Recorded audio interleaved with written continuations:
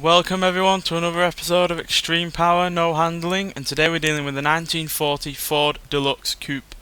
Now it has a 1118 horsepower, 6.4 litre V12 and it weighs 2,949 pounds.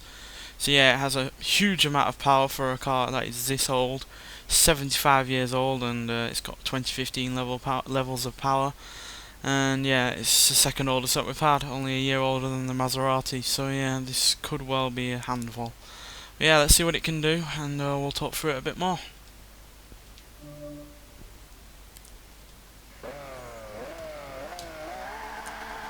Now, it did have originally a V8, but that was a rubbish V8, because it is old V8, so it didn't have all that much power, and it couldn't even make this car go more than 100 mile an hour. And it can certainly go a bit faster than that now. This V12 is from the Enzo, by the way, so yeah, if it sounds a bit familiar, then that's why. But yeah, this is a hell of an old car. Now, it might be slightly younger than the Maserati, but that was a race car, so that has better suspension, better tyres, and probably better brakes, because I've not tested this at a fast speed and tried to stop it yet, so hopefully it won't crash into a wall.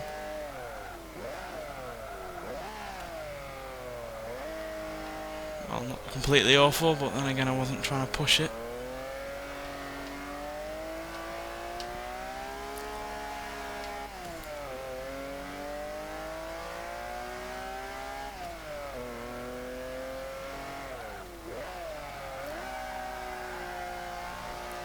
The tyres on this are stupidly thin. More suited, well, by the looks of it, for a moped than anything else.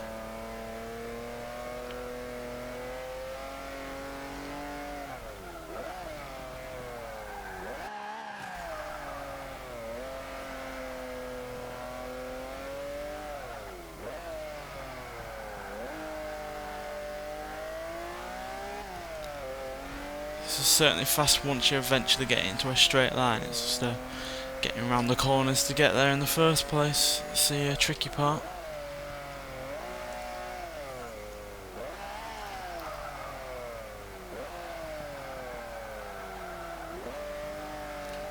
Fair bit of understeer there.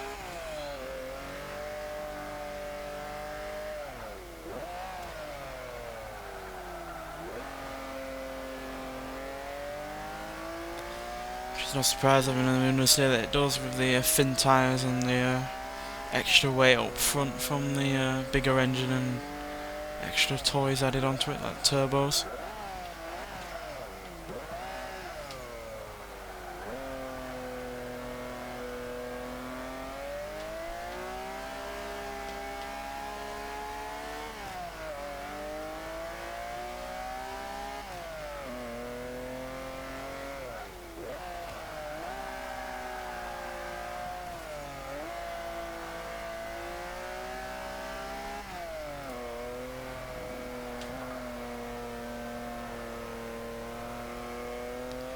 Plus it's also having to deal with the original gearbox, which isn't suitable for this amount of power by any means. Very long gears.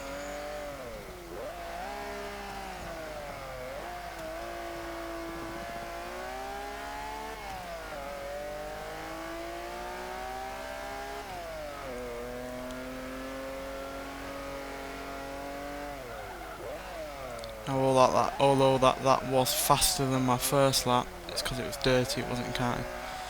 But I've remembered it, so we'll take that into account if this one isn't clean like the first one.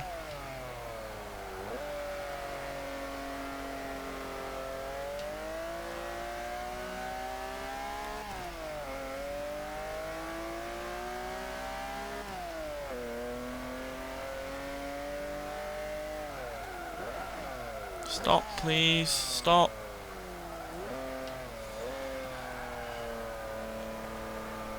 Yeah, you can't brake late on this in this car into corners, because you're just gonna crash if you do.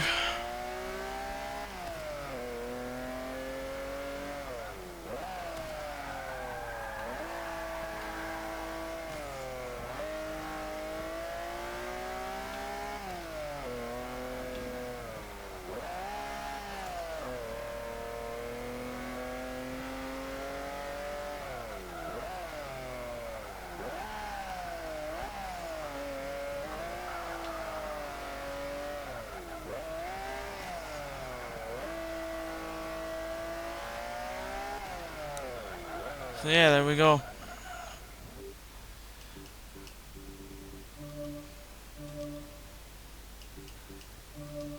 And that is the slowest time we've done so far. So yeah, I guess absolute power does corrupt, absolutely. But yeah, no surprise really.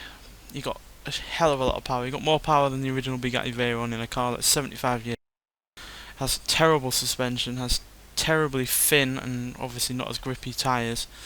And it was never meant to deal with a V12 up front, only a small capacity V8. So yeah, no surprise that it's as slow as it is, and yeah, it is the second oldest that we've had, and the only oldest one than this was a race car, so yeah, no doubt, no surprise that a 75-year-old road car is as slow as it is with that amount of power. But yeah, it would be interesting to see how a smaller engine with less power would do.